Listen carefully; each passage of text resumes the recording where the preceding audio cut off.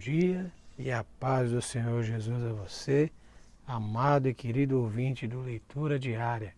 Grato a Deus por mais essa rica e gloriosa oportunidade a qual Ele nos concede de estar aqui hoje para mais uma breve reflexão na sua palavra.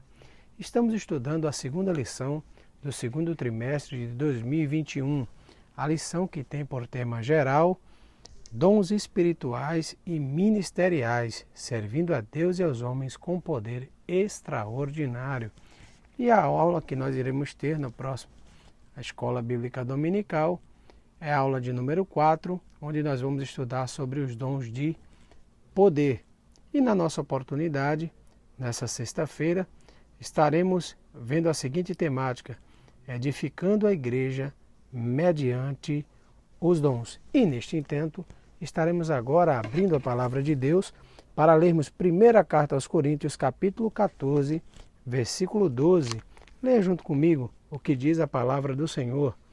Assim também vós, como desejais dons espirituais, procurais soberjar neles para a edificação da igreja. Glória seja dada ao nome do Senhor Jesus. Eu atento logo de início para o verbo soberjar. Soberjar, em algumas traduções, nós vamos ter a palavra também abundar. E o que significa soberjar? Soberjar é um verbo transitivo indireto e também indireto, que pode ser usado para indicar aquilo que é mais do que necessário, ou que está em excesso, em demasia, o que sobra, ou que supre fartamente. E abundar, que também é um verbo transitivo indireto e direto, é quando nós queremos nos referir a algo que existe em grande quantidade. Então essa é a primeira coisa que Paulo nos orienta. Assim como desejas os dons do Espírito, devemos desejar abundar, soberjar neles para uma finalidade muito específica, para a edificação da igreja. E ele inicia aqui um debate, até quanto polêmico. Ele inicia um debate de qual dom seria mais importante. E ele coloca aqui a importância do dom de profetizar acima do dom de língua. E o que é que Paulo quer trazer para nós com essa sua colocação? O que Paulo quer é enfatizar a necessidade da mensagem ser clara, de a mensagem ser inteligível, para que as pessoas possam compreender o que está sendo dito por ela. Então Paulo aqui ele se baseia em alguns princípios, e eu queria trazer aqui para você um dos princípios que ele faz isso, para elencar para nós que o dom de profetizar ele seria até mais importante do que o dom de línguas. O princípio do entendimento. E ele aplica o princípio do entendimento a nós mesmos, ou seja, ao locutor, a quem faz, a quem está utilizando a experiência do dom. Eu explico isso melhor para você. Quando nós falamos em línguas, é um exemplo dele, o nosso espírito, aí é o nosso espírito, valendo frisar que quando Paulo diz nosso espírito, não é o Espírito Santo, é o nosso interior. Quando falamos em língua, o nosso interior ele ora bem, mas o nosso entendimento ele fica sem fruto. Portanto, ele enfatiza esse equilíbrio entre o espiritual e a nossa cognição. Nós devemos sair dali edificados, e para que essa edificação aconteça, é necessário que a mensagem seja inteligível. Então, primeiro que nós mesmos entendemos o que nós estamos falando. E é mais importante ser uma bênção para a igreja do que ter algum tipo de uma, entre aspas, elevação espiritual, para estar em algum nível de espiritual de destaque, coisa que não prospera.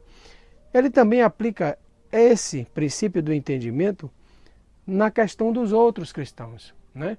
Você vê que ele tem a necessidade de até dizer, aquele que tem um dom de línguas, ele ore a Deus para que ou ele consiga interpretar o que ele acabou de falar em línguas, ou que haja alguém que interprete para o quê? Para edificar os irmãos, para os cristãos na congregação, os demais irmãos.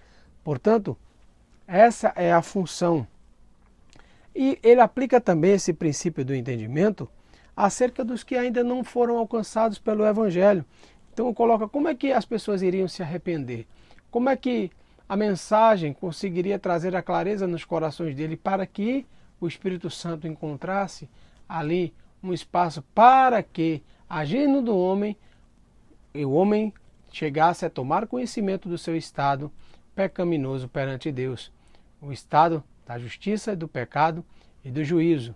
Portanto, é primordial este princípio do entendimento. Então aqui fica claro que o mais importante não é a quantidade de palavras, mas sim a qualidade da comunicação.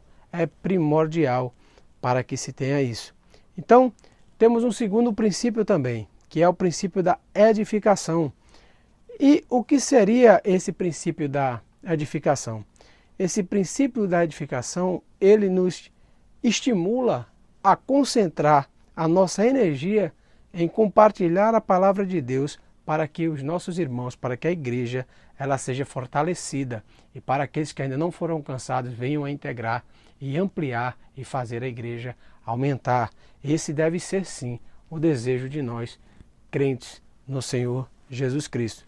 E finalizando aqui as minhas palavras para não cansar os irmãos, é válido frisar, por um raciocínio final, de que a edificação da igreja é a única motivação legítima para exercer os dons. Portanto, meus amados irmãos, os dons estão oferecidos para que nós consigamos fazer a obra do Senhor que nos é outorgada. Esse legado, essa santa comissão que o Senhor Jesus estabeleceu para nós de mutuamente cuidarmos um dos outros e levar a palavra do Evangelho, levar a verdade que é Cristo para os corações das pessoas, resgatando as vidas para que nós possamos todos estar segundo a vontade dEle.